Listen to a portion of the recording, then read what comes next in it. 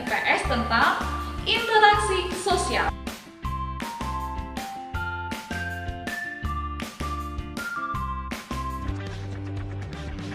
Manusia disebut makhluk sosial karena dia memiliki gregariousness, yaitu suatu naluri untuk selalu hidup dengan orang lain.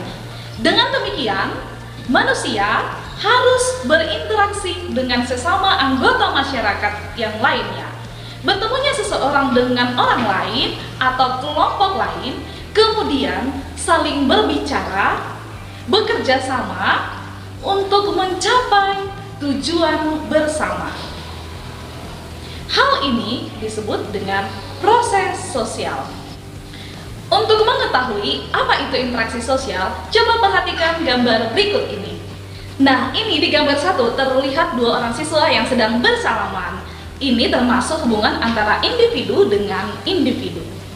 Gambar 2, ada seorang guru yang sedang mengajar di dalam kelas. Ini termasuk hubungan antara individu dengan kelompok. Dan di gambar 3 terdapat beberapa orang siswa sedang bersalaman dengan beberapa orang guru. Dan ini termasuk antara hubungan kelompok dengan kelompok.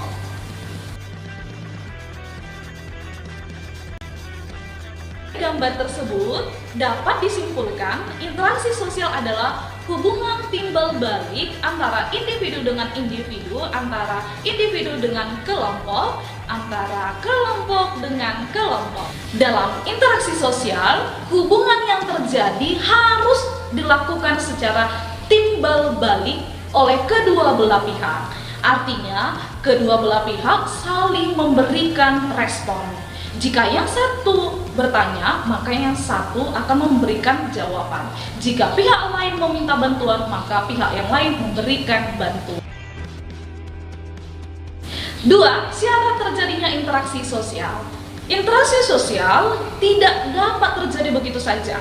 Syarat terjadinya interaksi sosial ada 2, yaitu yang pertama adanya kontak sosial dan adanya komunikasi.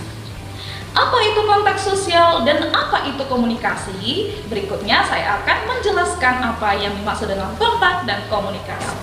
Kontak berasal dari bahasa Latin cum, yang artinya itu adalah bersama-sama, dan kengo yang artinya menyentuh.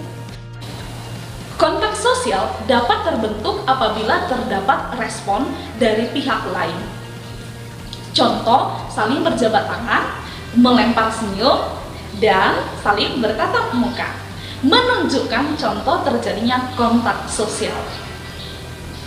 Berdasarkan proses berlangsungnya, kontak sosial dibedakan menjadi 2. Yang pertama, kontak sosial langsung atau primer, dan kedua, kontak sosial tidak langsung atau sekunder.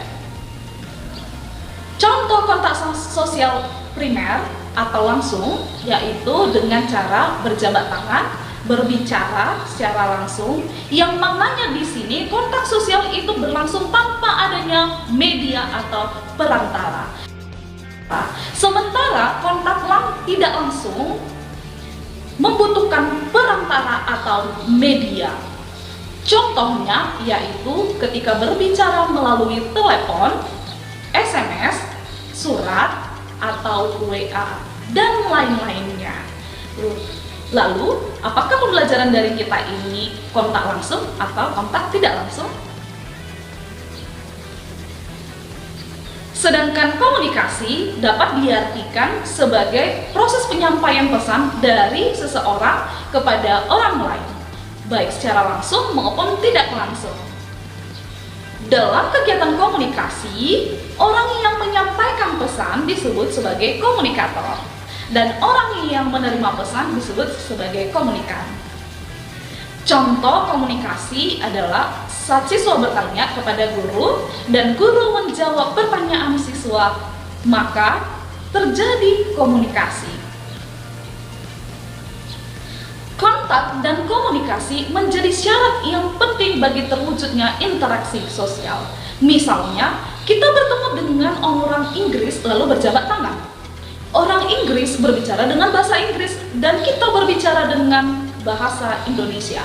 Untuk itu, agar terjadi kontak dan komunikasi yang baik, kita harus mampu menyesuaikan diri dengan lingkungan sekitar kita. Yang ketiga, ciri-ciri interaksi sosial. Tidak semua tindakan manusia disebut dengan interaksi sosial. Suatu tindakan manusia dikatakan dengan interaksi sosial apabila memiliki ciri-ciri sebagai berikut. 1. Jumlah pelakunya lebih dari satu orang, yang artinya dilakukan oleh dua atau lebih. Yang kedua, berlangsung secara timbal balik.